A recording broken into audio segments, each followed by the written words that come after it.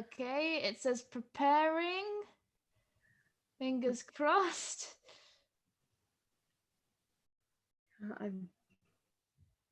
Kevin did this part last time, so I haven't done this before. Oh, I think it says live on my end. Oh, yeah, I've got it live. and we're live. Hello. Yay! Okay, so yes, we're live. Hello, everybody. Hello. Hello. Let me go back to the. Hello, everyone. Thank you for joining us. Today, I'm joined by 3 of the writers of Folklore: A Dark Anthology, which releases along with Murder the March Hare this Friday. We're doing live streams interviewing our authors every day until the launch, and also on our channel we did one yesterday with 3 other writers from Folklore: A Dark Anthology. So before we start, if you're new to our channel, we're an indie press dedicated to bringing the world the very best in new adult, young adult, and children's fiction.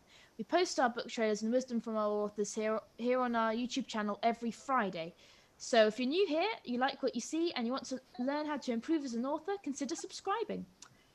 Be sure to stay tuned to the end of this video, where I'll be announcing the first of 2 audiobook giveaways, so stay tuned for that. So to start, why don't you guys introduce yourselves? Do we have a running order? You start. Whoever wants to. Yeah, I'm E.T Cresswell. I wrote Black Anis's Bower. So I have a writing blog called Echo Tango Fiction, but it hasn't been updated in, I think, over a year. So yay, productive. And my day job, I'm a chef and a KP in a pub kitchen. Nice to meet you. I'm Katie Brignull. I rewrote the story of the Moddhey Dhoo, and officially my day job is as a cover supervisor in a primary school. So I'm kind of like an in-house supply teacher in a primary school. But I've actually been off work for the best part of a year with health issues, so which is sad because I love my job, but it means I've been able to spend more time doing things I love, like reading and writing, so that's good. I'm mostly active on Facebook. I've got a Facebook page. It's Katie Brignull Writer. I've got an Instagram account and a Twitter account, which I've set up fairly recently, but you can follow me on Instagram, Katie Brignull_author. See, I'm having to read it because I haven't memorized it. My Twitter account is @authorKatieB if you want to follow me. All right, well, I'm Felicity. I wrote the Faerie Midwife and Skogsra. I don't really have any official pages online yet. I'm still trying to work myself up to actually getting those made. I work IT tech support for a security company, so nothing too fancy, but yeah, recent college graduate, so just trying to find my way. Nice to meet you. Yeah, you guys as well. Okay. Okay, I'm going to start from with some questions that are from the 2 contributors to the collection that weren't able to join us for any of the live streams. These questions are for all of you, which is good because I chose some weirdly specific ones for each of you. The first few are from Ashley Craig, author of a fantastic retelling of Rumpelstiltskin, written from his perspective. If you're watching later and you want to hear her talk about her story, I'll put her contributions to our Ask Our Authors series in the cards in the top right-hand corner. If you want a free copy of Folklore: A Dark Anthology on tomorrow, a full day before the official release, you can head over to her Twitter @acraig2019 to enter her giveaway. So the first question is, when it comes to your writing process, are you a pantser or a plotter? Do you want to start again, E.T? We're keeping the same order, so. Yeah. Well, I'm definitely more of a plotter, but I I leave room for pantsing because that sounds a bit wrong. Yeah, I leave room for pantsing because yes, sometimes things just don't turn out as you plot them. It's like I'll sort of work out as much as I can in advance and sort of try and write to link the points, but sometimes like something just doesn't quite work. So I'm like, okay, I'll just write around that. Yeah, I think I'm traditionally, generally in life, a bit of a plotter. I'm sure if you ask my husband, he'll tell you that I overplan and try to organise everything to within an inch of itself. But I'm trying not to do that with my writing so much at the minute, because I find I spend all my time plotting and not as much time actually writing it. So I'm trying to become a bit more of a pantser, actually. Yeah, I've had that recently. Absolutely a plotter. Like, I have so many notes about this is going to happen and this is going to happen and this is going to happen, and it has to go that way or I just can't do it, because that's just how I like to live my life. Everything's managed. Sounds good to me. The next question is, which usually comes first for you, the plot or the characters?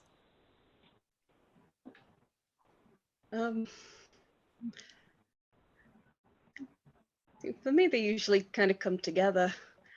Like I'll have a half-formed vision of the plot and the characters, and they kind of develop as I think of them usually together. Though sometimes the characters just sort of spring out fully formed, and the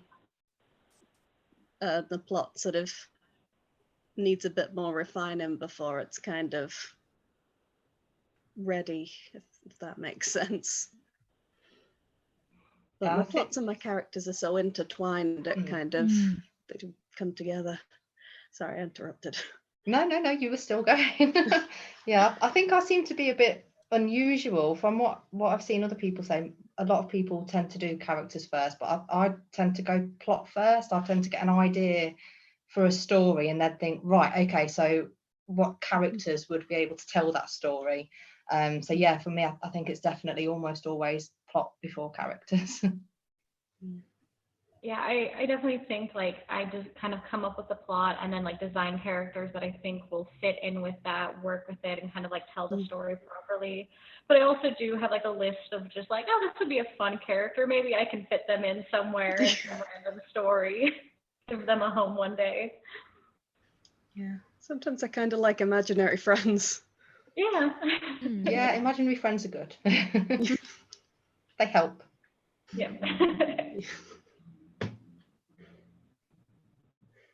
Okay, what's a typical writing day for you? Not sure I have one anymore.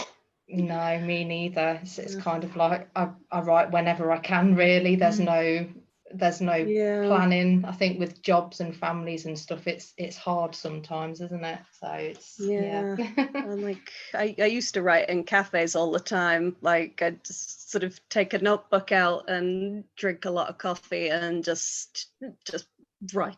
Yeah, write for hours, but I can't do that now. No. Where I'm at now, there's like a park nearby, and I've been trying to like on like my days off where I'm not working, just like I'm gonna spend a couple hours just lay under a tree, listen to music, and try and write. That's perfect. I've been doing that sort of in the garden sometimes, like just like listen to my neighbors' conversations and see if the cat comes round. Like I need things around me. Yeah. Like it's really hard to concentrate at home. Yeah, it's just like I think also when you're doing it like around other people, like I did at university, because then there's other people there and they can hold you accountable. Yeah. I mean, they probably won't know if you open Candy Crush on your laptop, but you still would feel bad. It would be a betrayal. I'm convinced there was a guy somewhere who hired someone to come to cafes and work with them, because if there was someone else there, he'd work more. That's a great idea. That's good. Yeah. He was just like, yeah, you do whatever you're doing, and just do it in the same place I am. That could be a job, couldn't it? You could make a lot of money Yeah. doing that, really. Just sit and drink coffee. That's and my life plan sorted. Yeah. A writing supervisor, make sure they get it done. Yeah.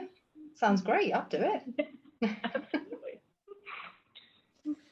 Well, I thought we'd have a great time, but I never thought we'd invent a new profession while we were here. Or we could just do it for each other. We could meet on Yeah. Zoom and write together, and Yeah, that would be a good idea. It's very antisocial Zoom meeting. We're all just sitting and writing, but Yeah. if it gets the job done. Yeah. Yeah. It's 2020, so. Right. Is there anything social in 2020? Exactly. How many works in progress do you have ongoing right now?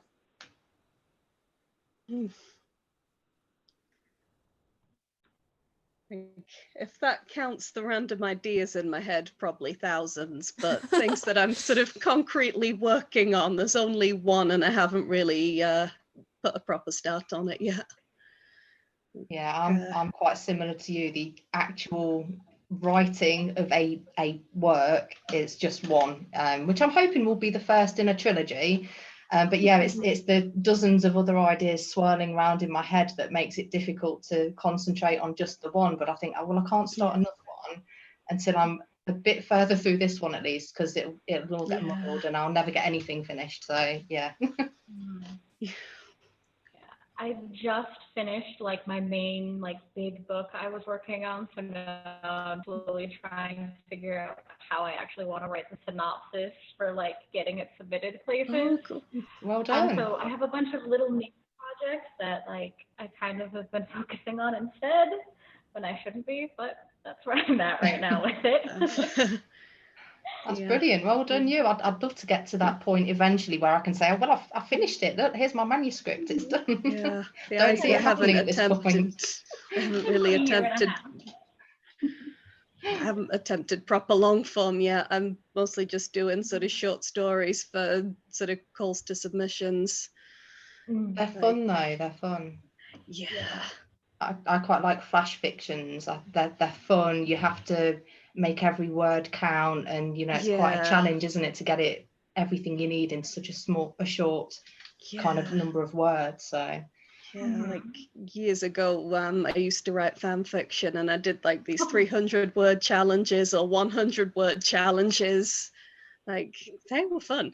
Can I ask what the fan fiction was for, just out of interest? Most of it was the Mighty Boosh. Oh, okay. One of those people. Cool. There's a bit of IT crowd and things as well. Cool. Okay. Oh, this is a good one. What's the key theme in your story?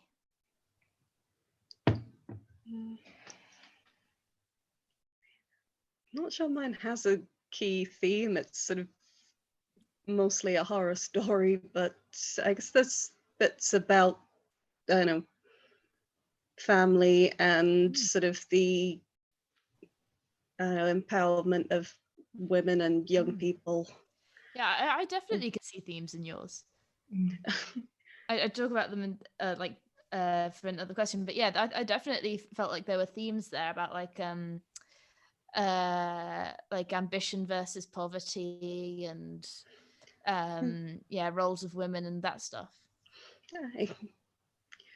Yeah, it was almost a little historical in some sense when I read it. You really kind of got an image of how they lived at that time, which was really interesting. I did a lot of research. I got out the ordnance survey maps and everything. Oh wow. And the story was set not too far from where I live, actually, which is quite cool. So I found that very interesting. I tried to make it as sort of geographically accurate as I could. I think my story, I suppose, kind of morality is a bit of a theme, really, due to when the Moddhey Dhoo appears, and also I think maybe fear is another theme, again, because it's one of a scarier retelling, but also obviously I don't want to give away too much, but the way the Moddhey Dhoo behaves is based on fear, rather than anything more physical, maybe, isn't it? So yeah, I don't say too much.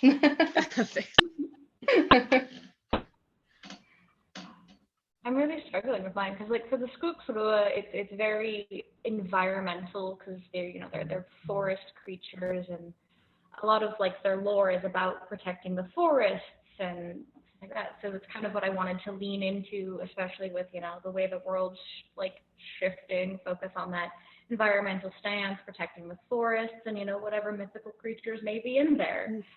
But for the Faerie Midwife, I'm kind of struggling a bit with that one because it's kind of in the same, like, it's supposed to be like a spookier story, a bit more unnerving.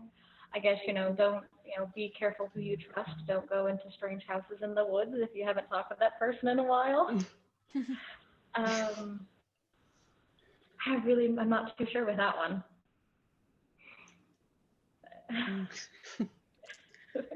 Okay. Next question is, what book are you currently reading?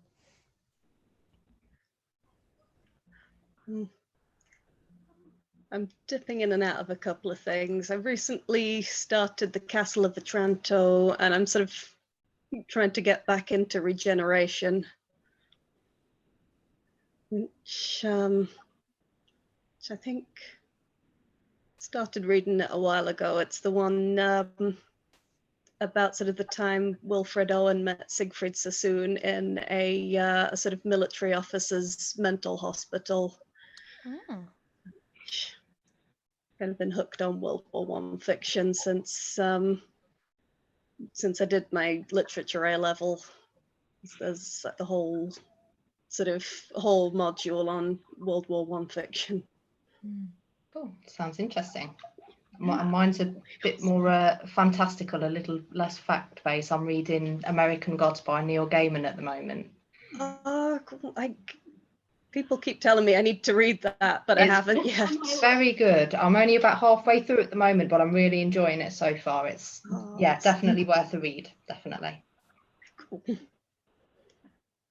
I'm currently working on just reading through the Necronomicon, and that it's a lot. Yeah.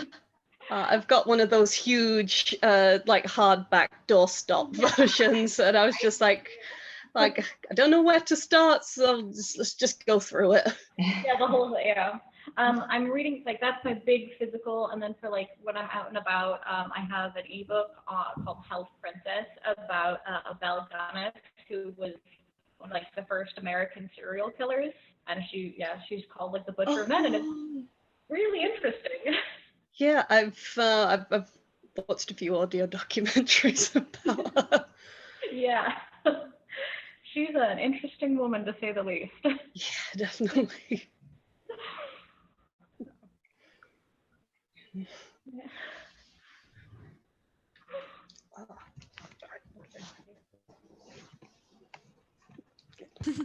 Okay, I think that's everyone, isn't it?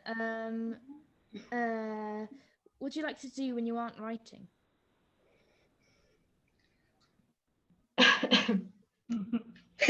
Sorry. Same thought.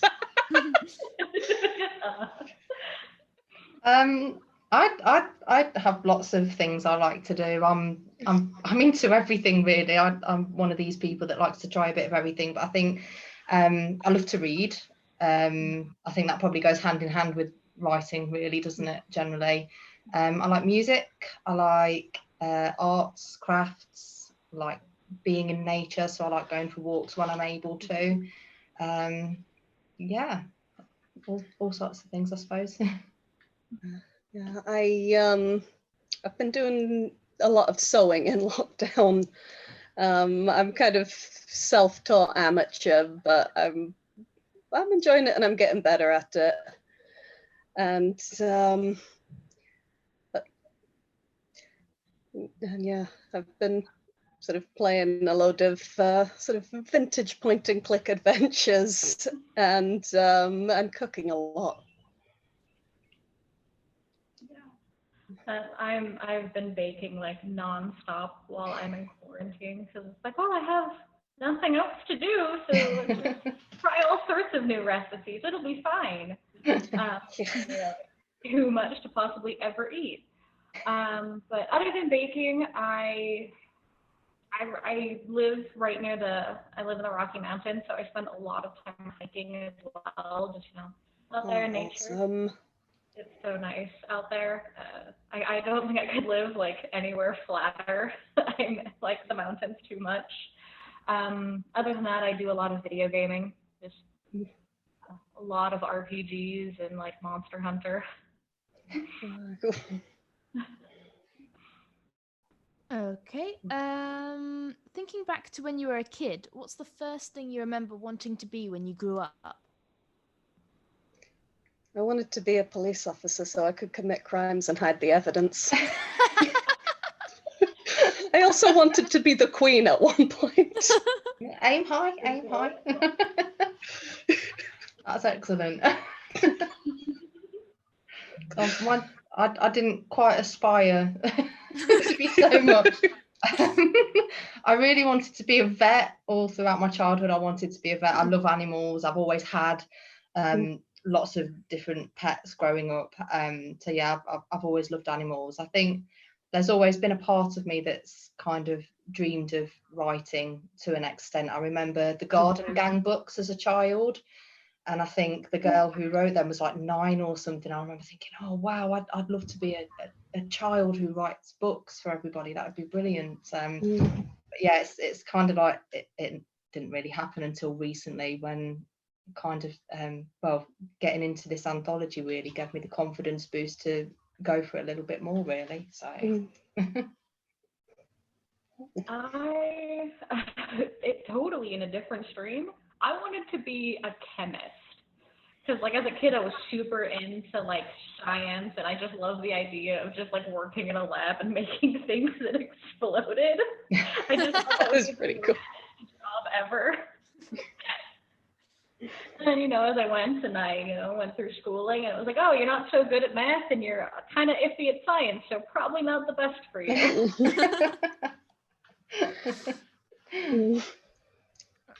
Okay, so those were all the questions from Ashley. A big thank you to Ashley for those questions. Now these questions are from Joseph Chaplain, author of The Faeries from Folklore, Dark Anthology.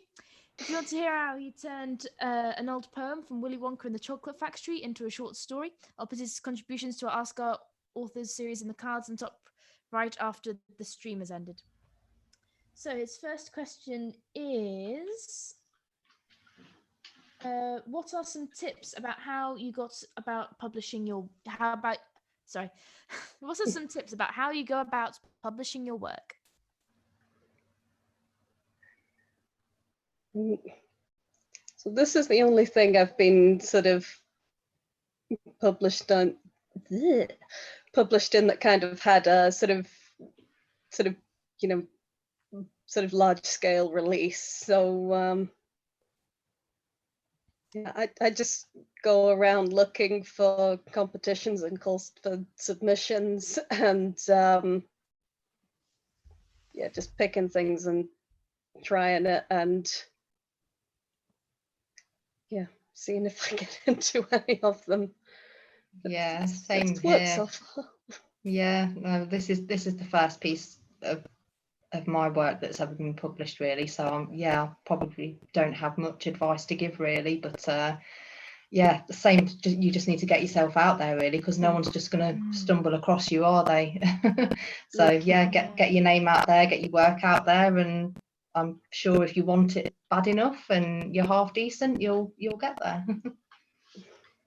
Yeah, pretty much the same for me. Like this is like the biggest I've had so far. It's like, oh, maybe like a small school publication, things like that in college. But really, yeah, same thing. It's just, always be open to opportunities. Like, remember to put yourself out there, no matter how small it is. It helps you like build that portfolio, build that resume, because like otherwise it's going to be so hard to, if you want to get somewhere really big, like one of those, huge national, international like publications. Like you've got to be able to build a name for yourself. So just stick with it.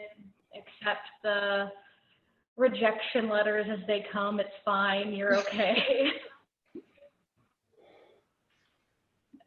Okay. Another interesting question here. How important is it to have an online presence?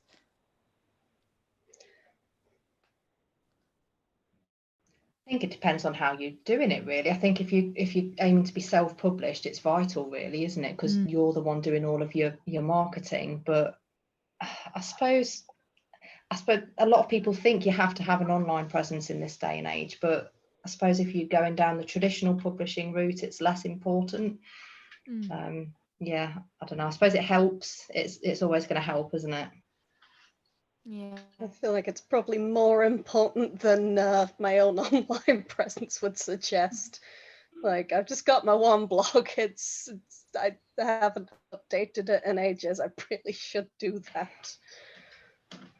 Like, I've got no Facebook. Well, I've got a personal Facebook, but not like a writer's Facebook. Like no Twitter or anything. I probably should do that.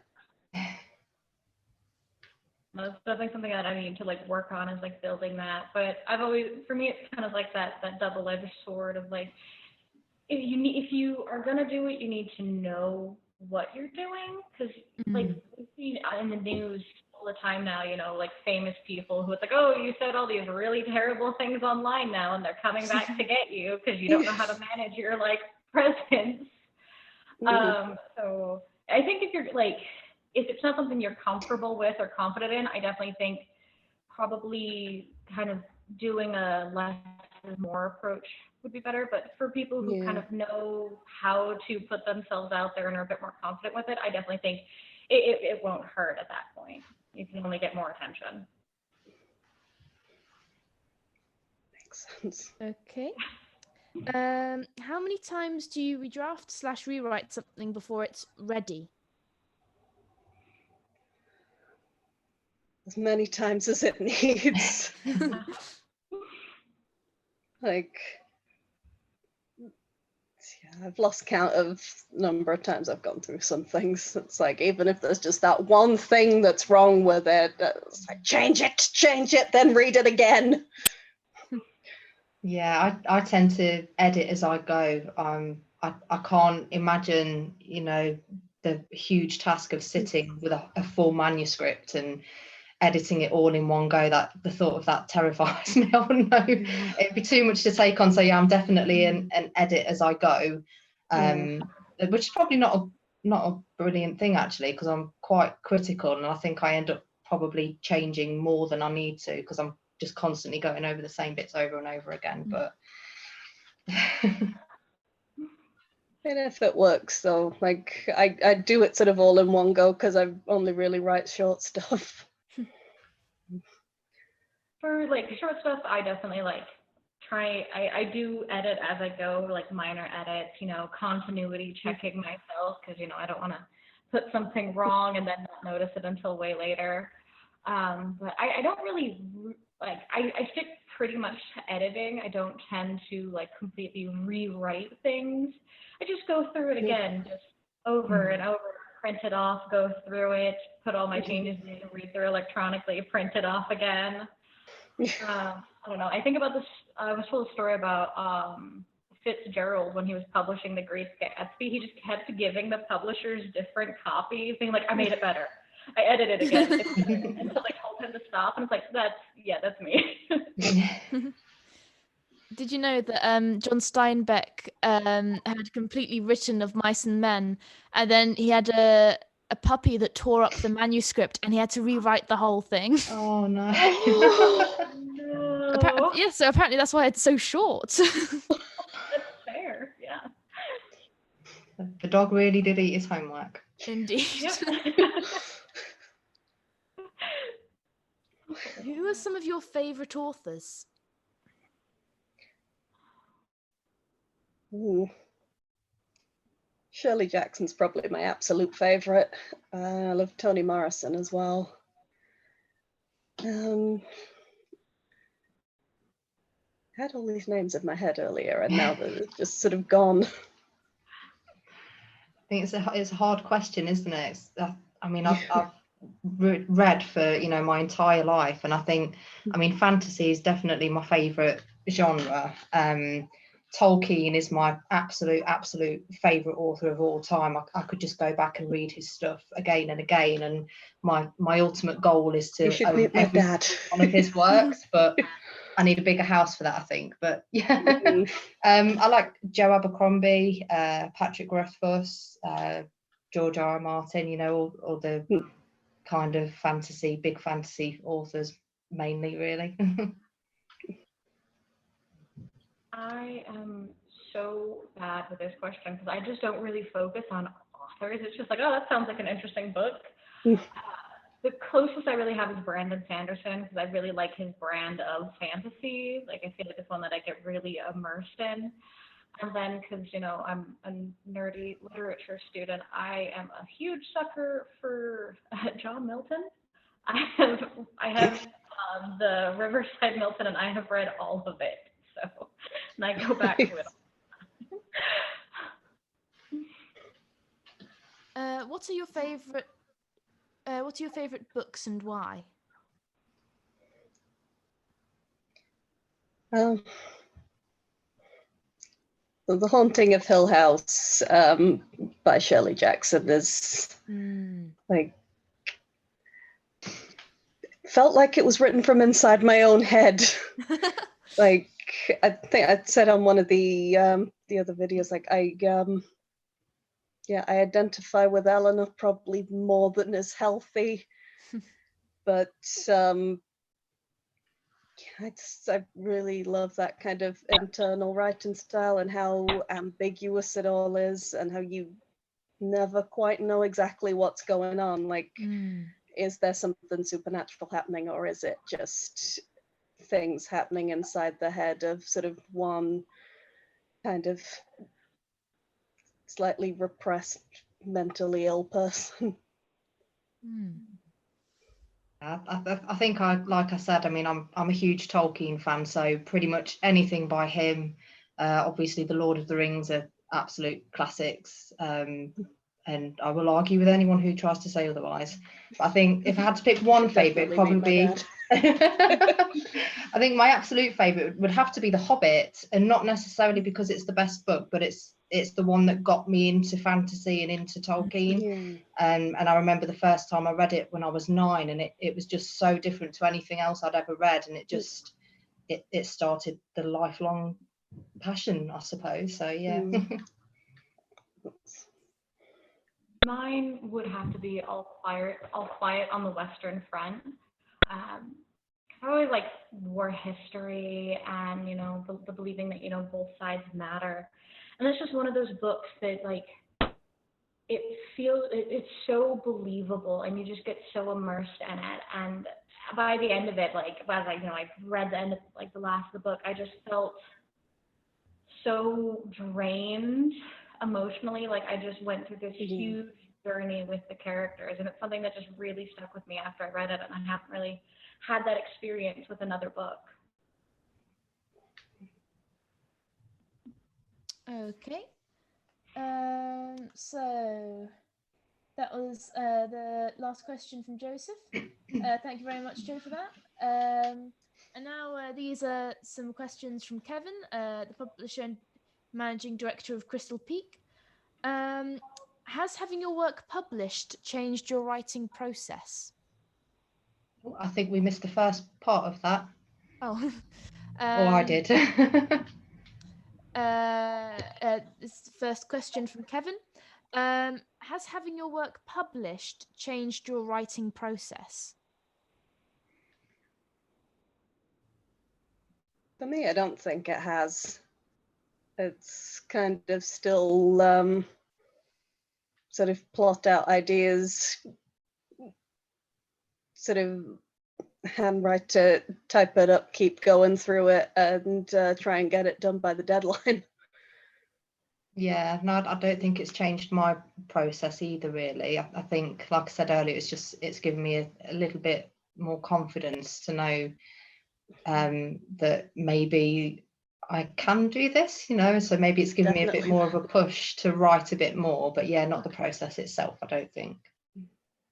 Yeah, I'd say I'm probably the same. I haven't really noticed any like change in my process, but there's definitely a bit more of like a pep to it now. Just like, yeah, I can actually do this.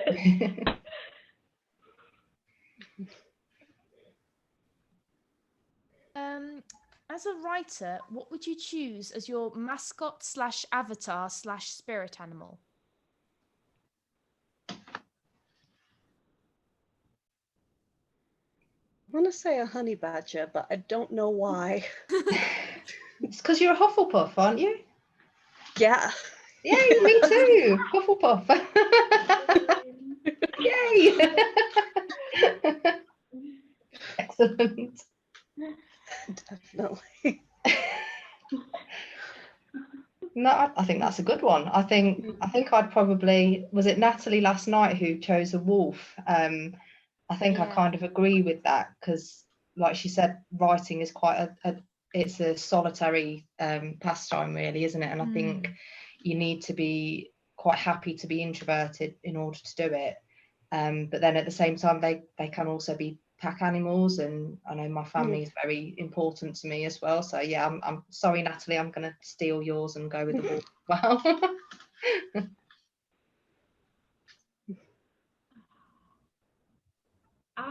I'm so torn. Like, I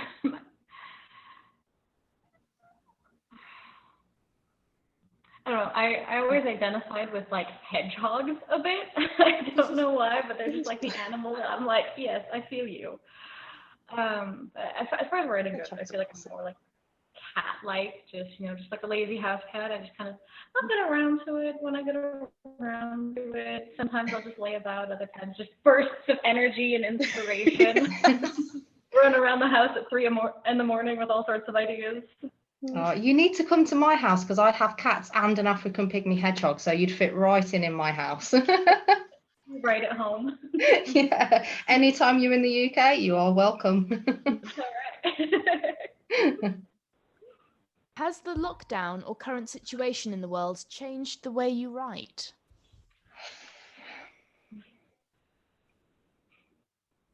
It's definitely changed it in some ways, because like I can't concentrate at home very well, so I'd normally write in cafes and pubs, which I cannot do now. So I've had to find another place to write that sort of where I can actually concentrate, where there's like background noise and things happening. Yeah, that's similar here. I mean, because although, I mean, like I said, I've been off work for the best part of a year, so I had gotten used to having a bit of isolation and having a bit of peace to do things like that. But now, obviously, my husband's at home because he's not allowed to work, and my daughter's off school, so I've been spending a lot of time homeschooling her.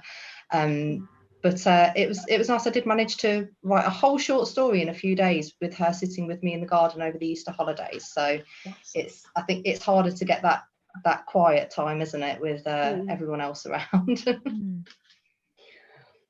I absolutely told myself, like, once it was like, okay, we're gonna start working from home, and like, so it means I don't have to commute and everything. It's like, I'll have more time in the day. I'm gonna use it to write and be productive, and it absolutely has not happened. I'll like pull out my notebook or like pull out my laptop and just kind of stare at it.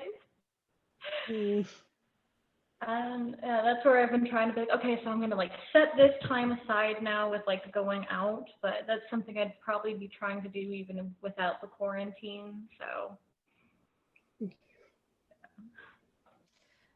well, this question is probably sort of related to that. How many hours a day do you write?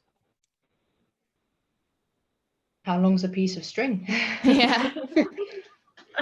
However much time there is spare when there's not other work and housework and family stuff. If I get into it and I've got if I get into it and I've got nothing else to do, I will go for hours now. Like a couple of weeks ago, I went out in the garden and I think I wrote from sort of 3 or 4 until it got too dark to see. Wow. But Yeah, other times it's just like, right, can I cram in like an hour and a half on my lunch break? Like, or nothing at all if I've just got too many other things to do. Yeah, it's absolutely like that battle of like multitasking. Like, oh, I can maybe fit in a little bit here, or I can try and write while I have this thing going on. And even with like the time I've been trying to set aside, half of that is me just staring at the page, being like, I don't know. Is this what I want to write? Could I write this thing? So, yeah, it's hard to give a quantifiable amount. Yeah. Yeah. How many books are waiting on your to be read pile?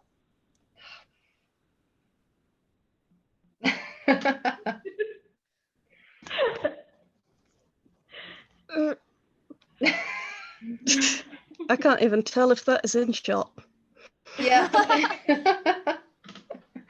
I won't take you to my mind's in the other room and I'll trip over the cat on the way. There's lots and lots, enough to keep me going for a long, long time, I think. But it's one of those things, I can't help it. I think, oh, there's a new book coming out. And I know Patrick Rothfuss's final installation in his trilogy is coming out next month, but I need to not buy it until I've gone through some of my to-be-read list, because they're just piling up and piling up and piling up. But yeah. Yeah, I sometimes walk past the Oxfam bookshop on my way to work. So I guess all these like strange and obscure books, and they're all so cheap. I always had like, nobody knows what to buy for me. So they're like, oh, we saw this book. We thought it looked cool. We thought you might like it. So here you go. Have another book. Yeah. But you can't go wrong with a book. I like getting books as presents. I'm always happy with that. Yeah, I mean, I complain about a book. Yeah, I live in Oxford, so occasionally when you get like master's students and things moving out of their houses, they'll just leave boxes of books on the street for people to pick up. And they're always like these slightly random academic books. And I'm like, this just looks interesting. The streets are paved with gold.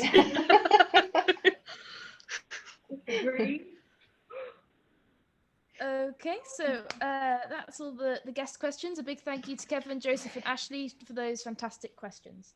Okay, so which of you guys wants to go first?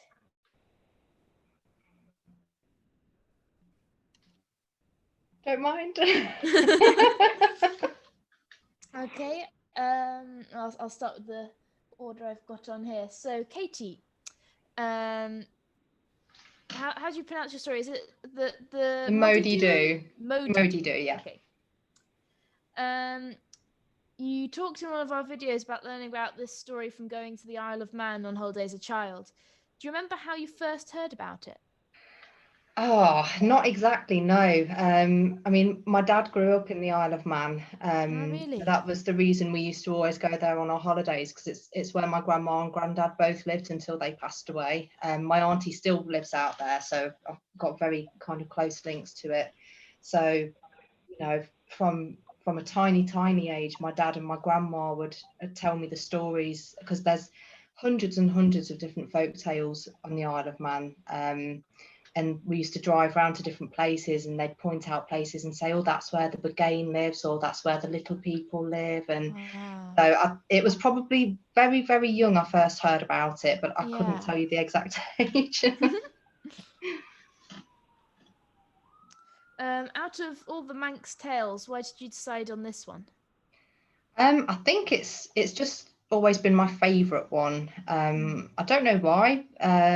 Maybe because there's a dog in it, and I've always liked animals. Yeah, it's just kind of the one that stuck with me the most, and it's based in Peake Castle, which still stand today. Obviously, from the story you might know, and they're ruins, and you really do kind of get a sense when you go over to Peake Castle that there is something a little bit spooky there. So yeah, it's just one of my favourite ones that I always remember from growing up, really. Why did you decide to adapt this to modern day rather than just retell the original in more detail? I just wanted to bring it up to date, really. I wanted, because a lot of folk tales obviously are very old stories handed down from generation to generation, and obviously we know they're all stories. We don't really believe in them. So I think I wanted this one to really bring it up to now, to make you think, well, actually, what if some of these stories are real and they are still happening? Yeah, just bring it into the modern day a little bit, really. Yeah.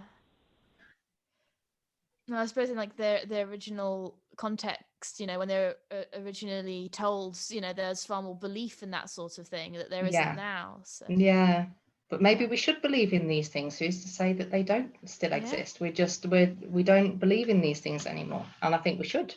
Life would be more fun. Yeah, absolutely. Did you do any research in preparation for writing the story? Not really. I mean, I reacquainted myself with the story because it had been some years since I'd read it or really thought about it, to be honest. So yeah, I just reacquainted myself with the story. All of the background information about Peel Castle and stuff, I obviously knew pretty well from spending all of the time on the island, but yeah, not research as such. Are there any other tales from the Isle of Man that you can recommend? Oh, loads and loads. There's, if you do a Google search for Manx folklore, so many will come up. There are lots and lots. I think the one that probably sticks with me the most is the Buggane of St. Trinian's Church. And so Bugganes are these like Manx giants, and they're a bit troll-like. And this tale goes that this particular Buggane was very annoyed with a group of monks who built a church at the foot of his mountain, and he was annoyed because he thought the bells would annoy him constantly. So he ripped the roof off the church, and actually the church is still there today, and it still doesn't have a roof. So again, it's another one of those things where you can see it and, you know, you kind of believe in it because you're seeing it with your own eyes. So yeah, that's probably the one that stuck with me. So the Buggane of St. Trinian's Church, look that one up. That's good. Will do. Felicity, do you want us to do talk about both of your stories at once, or whatever you think would work better. okay? I'll ask about the Faerie Midwife first, and then after I ask E.T about her story, then I'll go on to the Skogsra. So the Faerie Midwife. What was your introduction to traditional fairy folklore?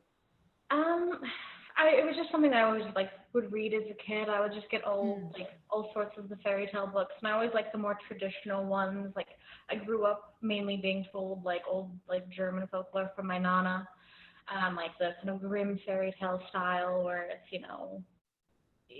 the world's not safe, and so it's I always have been interested in like the Irish like folklore, just because it's so different from pretty much anything we have here in America, and there's so much to it. It's just so deep, and that was like one of the stories that like really stood out to me. Did you do any research in preparation for your story? I did. I read a couple different versions of the story, and other than that, most of my research was in regards to like midwifing and like just so I could make sure that it was relatively accurate in that process, because it's one of those weird things that I'm obsessed about. You have a really good build-up of fear in this story before anything paranormal actually happens. How did you create that atmosphere? I really wanted it to be kind of unnerving, like seems so normal, because that's like the way the tale came across to me. It's just a woman who's called to, birth a child, and everything's normal until she sees the baby and like, rubs like the cream on and actually like sees what's going on, and then everything hits the fan. So I really wanted to translate that feeling, and the like something's not right, but it's still normal enough that someone would reasonably go out there. It's not, a leap of like logic that they would be willing to go out and travel for that. I wanted it to be believable. Why did you decide to give it a modern setting? It's just, I feel like it's a story that translates really well. And like Kay was saying, I liked, it's obvious, in modern times we're very like, it's just folklore, it's just stories, but we wanted it to be that, like, what if? What if it's not just a story? What if it's real? What if they exist? How would they fit in? How would they adapt to modern times and use that to their advantage? And I think it just translated so easily. Were there any other stories that influenced this one? Not specifically, but there are definitely other like creatures that show up, like the Dullahan. As I mentioned in like one of the like videos, it's probably one of my favorite creatures that shows up in like Irish mythology. So I wanted to kind of have that feeling of like it's not just the Fae. You've got like the fairies. You've got more of the court there as well, kind of intertwining and just adding an extra element to the world. Okay. So we'll move on to E.T. with Black Annis's Bower. Do you remember how you first came across this story? I think it was actually, I was looking for Halloween costumes. Like, I have this sort of, I'm not a fan of pop culture Halloween costumes, so I thought, right, I'll turn that right around. I'll find a folklore creature to go as for Halloween. And like, I looked up a few things, and Black Annis was kind of like very distinct and very creepy, and also I could feasibly make a costume. But like she's been in the back of my head for like the past 5 years or so. Why did you decide on the setting? Because you don't really mention a specific era, but the story is full of like hints about when it might be set. Yeah, so it's set sort of roughly in 1912. So Black Annis's Bower is cat. Sorry. Sorry, wondering what I'm doing. But yeah, so Black Annis's Bower in the present day is underneath a housing estate. And I wanted to set it at the time the estate was being built, because that would be sort of the most definitive sort of end for the story. So I'd originally thought of a plot that would have been set in sort of the late 60s, early 70s, but I did some research into when the estate was built and found out it was actually much older. So I kind of had to try and figure out how to like shift all that back another 50 years. Cool. That must have been difficult. Yeah, because it's like this sort of idea I originally had came from like a letter that was written into Jackie. Like my ex's mum had the sort of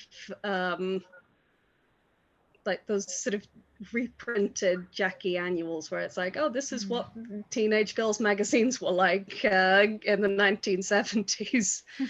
It was, I think, this letter from a girl who I think she wanted to go to college, but her parents were telling her, no, we can't afford for you to go to college. Like, you have to get a job and support the family income. So it was kind of like that. I could be shifted back, but I had to do a lot more research into sort of the social history and like what ambitions sort of a working class teenage girl could realistically have in the early 20th century. It was definitely more difficult than just swapping out the pop culture references with older ones. Yeah, but think wanting to be a professional illustrator, I think it was something that some women did at the time, and it probably would have been difficult for a working class girl to get into, but something that was feasible. We already sort of discussed this earlier, but I'll ask it anyway. I think there's some really interesting themes in your story about the roles of women, the value of childhood, and ambition versus the realities of poverty that establishes conflicts in the story before Black Annis is even mentioned. Did you have these themes in mind when you wrote the first draft, or did they emerge later? I think they were pretty much always there from when I kind of first started figuring out the plot, because that's like I kind of felt there needed to be something going on sort of around Black Annis, and obviously because she's a sort of bogeyman, sort of child kidnapper figure, it has to be something that's connected in some way with children. And I mean, even in sort of the early 2000s, like I had friends who sometimes had to miss school to take care of their younger siblings. I've slightly lost track of where I'm going now. But yeah, I think that was always there, because it kind of it fit around the context so well. Yeah. How did you get the reader to be emotionally invested in the story in such a short space of time? I think I quite like fitting a lot of emotion into a small space. I tried to do that mostly by sort of writing quite closely from inside sort of my main character's perspective. And sort of like there's no kind of omniscient voice. It's like everything's filtered through them. I guess find that makes it much easier to identify, which means you kind of get all those feelings and emotions, and sort of more kind of they sort of come closer to you, if that makes sense. I think another thing that probably contributed to that as well was is it Martin the little boy in your story? Yeah, I think the scene with Betty and Martin going about the town and him like really behaving like a little boy, I think that kind of helps, because because you get across his voice as a little boy so well. I think I think that helps.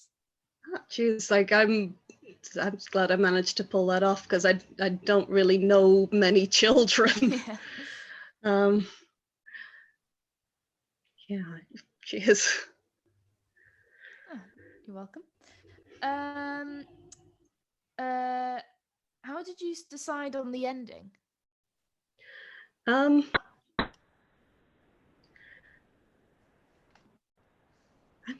almost not quite sure. I think that was the only way I think I could kind of figure out how to really bring it closure. Because I mean, if Black Annis is sort of a figure that's been around for hundreds and hundreds of years, sort of,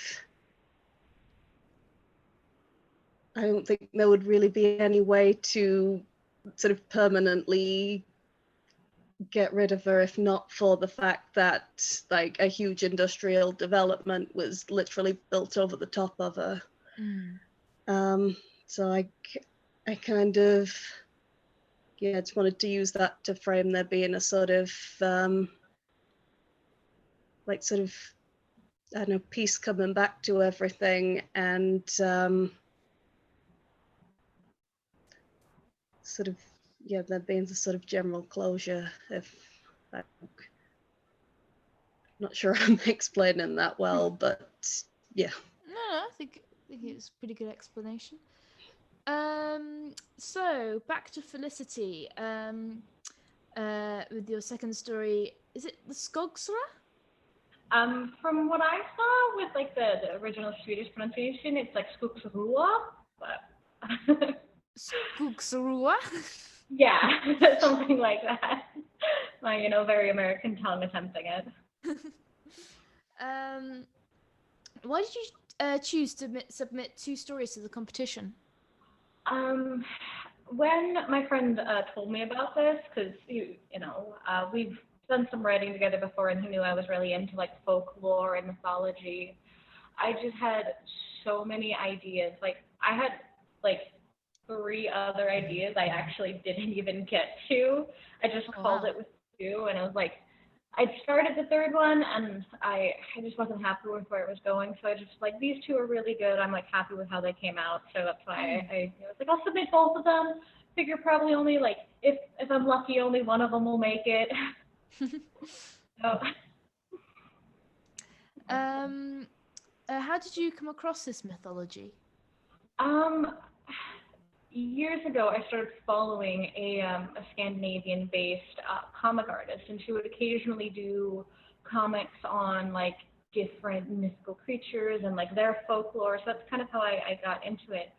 And I just really liked a lot of the creatures and a lot of the stories she shared in her comics. So I decided I wanted to go a bit deeper and look into them a bit more and kind of bring them a bit more to light, because I feel like it's not a folklore that's focused on as much.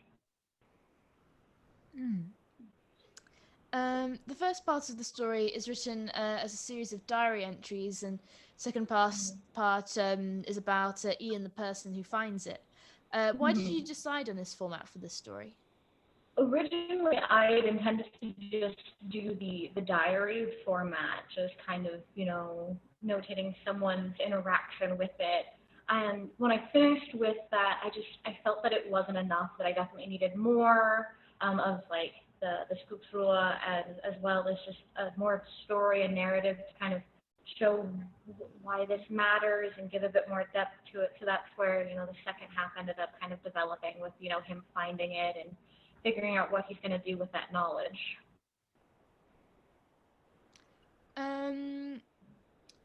Why did you decide to make Ian a scientist researching climate change?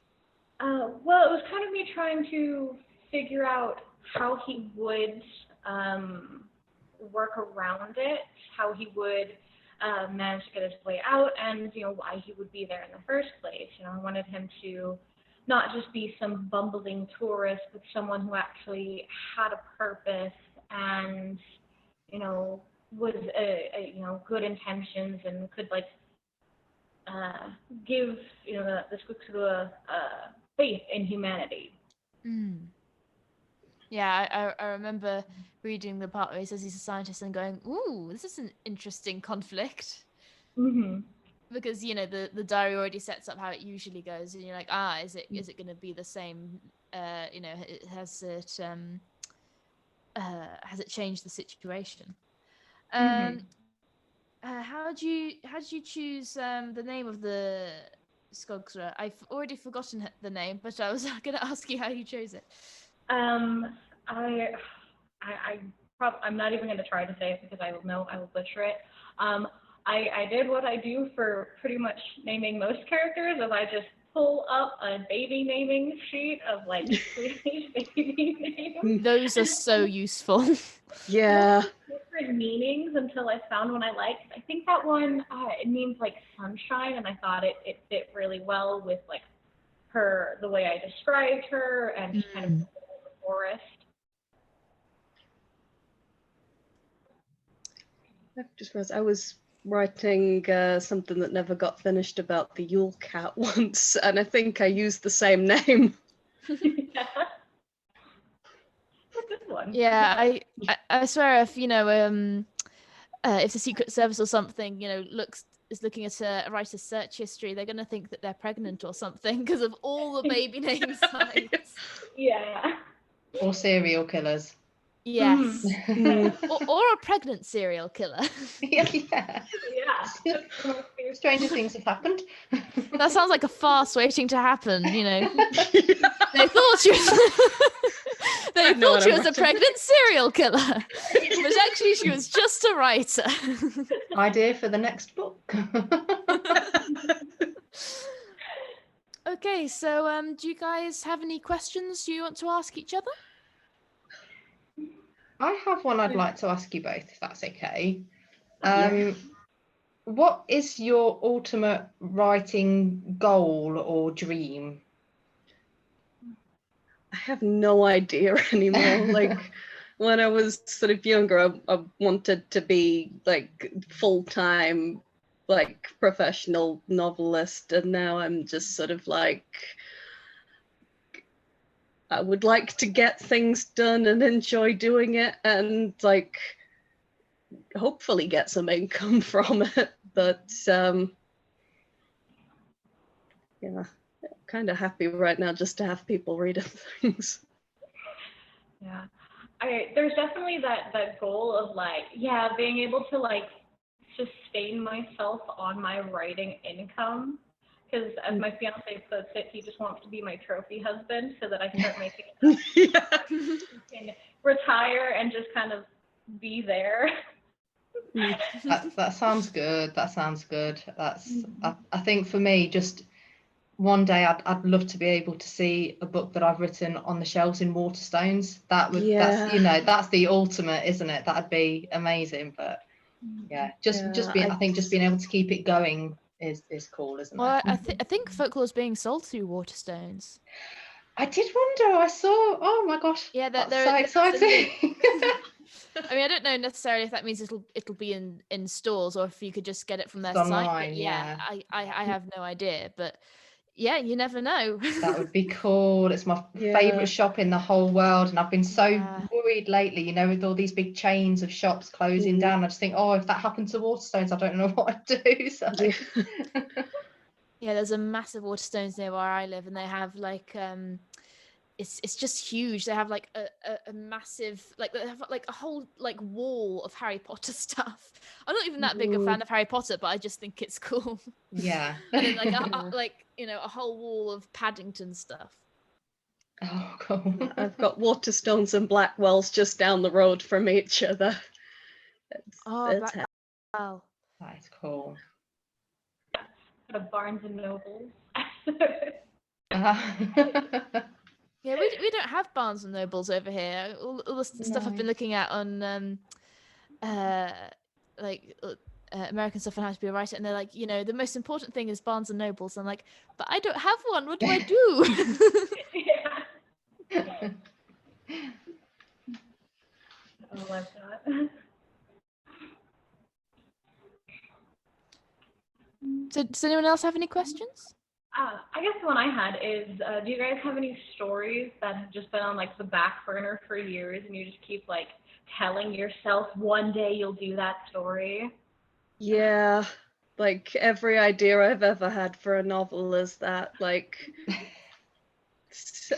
some of them I've written little excerpts, but yeah, eventually I'll probably work on them. Yeah, I think I'm the same. I mean, the novel I'm working on at the moment has been, you know, I've hardly written anything really, and it's been a long time coming, but it's just every time I write, I think I'm not happy with that, and then I can't bring myself to work on it for a little while, and then I go back to it. I'm like, oh no, I'm not happy with that bit, but I've got a couple of other things I'd like to write, but I'm trying to push the ideas out of my head. So I'd love to have a go at writing historical fiction, particularly about the Vikings, because I love Vikings.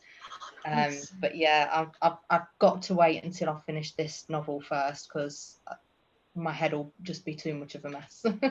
It's legit. Makes it. I love magic realism, so a lot of the ideas I've had are really non-linear and slightly weird structured. So I'm like, how do I start this?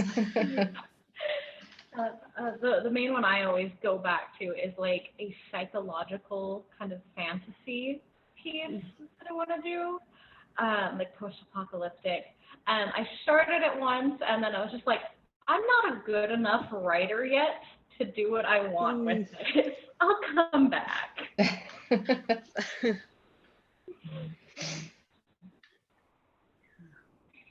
like the goal book. I think the problem I have is there's so many different genres I'd like to dabble in. Yeah. Obviously I love fantasy, and that's what my novel is, a high fantasy book, so really, really out there. But then I'd also love to write children's literature as well. Yeah, I just want to do everything, and I can't do it all. I need to have a word with myself. So you can at least try and do it all. well, yeah, I suppose it depends what mood I'm in. I can, you know, if I'm having a slow day, maybe something a bit, you know, aimed at children where I don't have to use big words or anything. Yeah. I tried to think of questions, and I just I couldn't quite think of anything that hadn't been covered already. Odd, isn't it? There's been some really good questions actually. I'm trying to think, what else did I? Oh, I've got another one. Where would your ideal writing location be? Ooh. But without too many people in it. Definitely. Like, sort of candles on the tables, sort of small table in the corner somewhere where I can just sort of strew papers around and just occasionally get up for more beer. I kind of had it for a while, but I moved and now it's gone. But where I used to live, there was this little coffee shop that I would go to all the time. And it was just a little hipster kind of place with like mismatched furniture, and like they would just play like music all the time, and people would just kind of go there to hang out. There was like an old ladies knitting group that would show up like once a week. It was just like such a chill place, and like I could just write there for hours. There was like a connected bookshop as well that I did not allow myself to go into. But I really miss that place because I got some of my like best writing down there. Yeah, I think I wrote a lot of the Moddhey Dhoo in a coffee shop. So yeah, they're quite inspirational places, bizarrely, it seems. Yeah. Yeah, I think if I could write anywhere, it'd probably be like a Pinterest board I have. I have one called Ideal Homes and Book Nooks, and it's basically just full of log cabins in the forest with lakes and lots of trees and lots of wood. So yeah, I'd love my own little cabin in the woods, but not one in a horror story. It could be good inspiration. Well, yeah. I would love to like write by candlelight in a sort of abandoned Victorian mansion or something, but that's quite unfeasible. Well, you never know. You might have a night watchman job with the National Trust or something. Interesting. It could happen.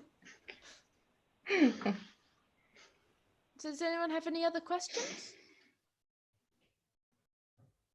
I'm trying to think if any of them are any of any interest that haven't already been covered. Probably a really cliched one. Is there anyone in particular in your life who's inspired you or supported you to help get you where you are with your writing?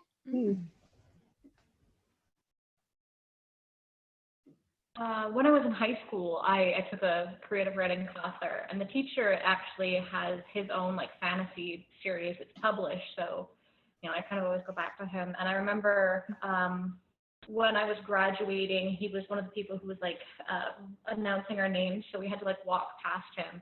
And as I like went to like right before he like called my name and I went to step out on stage, he kind of stopped me and was like, "I can't wait to like see your name on bookstore shelves." That was just like one of the greatest moments of my life. Just like, oh my gosh, I promise I'll do it. Oh, that's amazing. Lovely. We all need teachers like that. Absolutely. Yeah, I had some teachers at secondary school who sort of read a few stories, and like the things I was writing at the time probably weren't that great, but they were very encouraging at least. And you know, there were some who sort of got me doing things like poetry contests and things. I also have an ex-partner who we met through fan fiction communities, but yeah, she kind of like she was also a secondary school teacher, so kind of helped a lot with the sort of motivation side of things. Sort of not just sort of like waiting for ideas to come to you, but like sort of actually getting things done. I think that helps. You need someone to push you sometimes, don't you? I know my husband's on at me at the moment. He keeps saying, when are you going to finish your book? You've got, you know, you've not written any for days. You've got to write some. Come on, you can do it. You can do it. So he's really pushing me. And I know he's upstairs somewhere listening. So thank you, Dave, for pushing me. I will finish it. I promise. My daughter as well, she's really excited about all of this, and seeing her excitement is trying, you know, pushing me on. But like you two, I had a teacher at secondary school as well who really believed in me, Mrs. Cowling, if you're out there still. But in a time when maybe I didn't feel like a lot of people did believe in me, she really did. And I think obviously a lot can be said for teachers, and I think one teacher can change a lot for you, really, can't it, judging by definitely. everyone's answers. Definitely.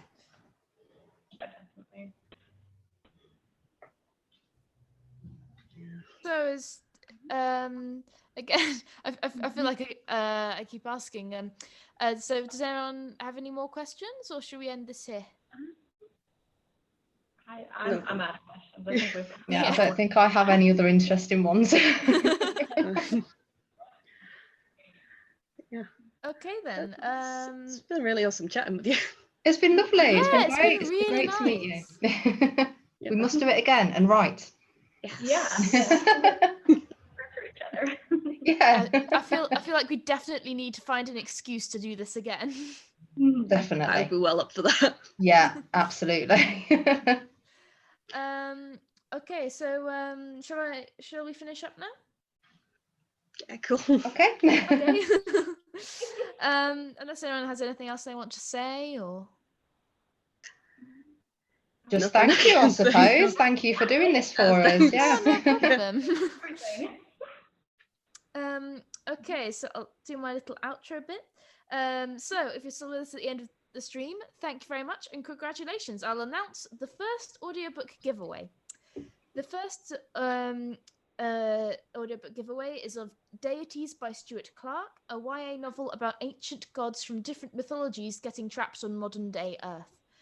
All you have to do to enter the giveaway is comment below with your favourite fairy tale, and the first 5 answers will get a free copy of the Deities audiobook. If you enjoyed this video, you want to learn more about being a writer, or you want to hear more about our new releases, be sure to subscribe and hit the notification bell if you want to be notified whenever we post a video. Thank you very much to our lovely authors for being here today. They've written some fantastic, chilling tales that I highly recommend you get. I'm a volunteer, so I'm not paid to say this. I highly recommend you read this book. So thank you very much. Tomorrow I'll be interviewing H. Lyle about her book Murder the March Hare, which is also being released on Friday. And then Friday I'll be interviewing Heather and some of the other folklore authors, and just about just having a chat and celebrating the launch. So thank you all very much, everyone, and to those of you at home, I hope you join us tomorrow. Bye. Thank you very much. Cheers. Bye. Thank you. Bye.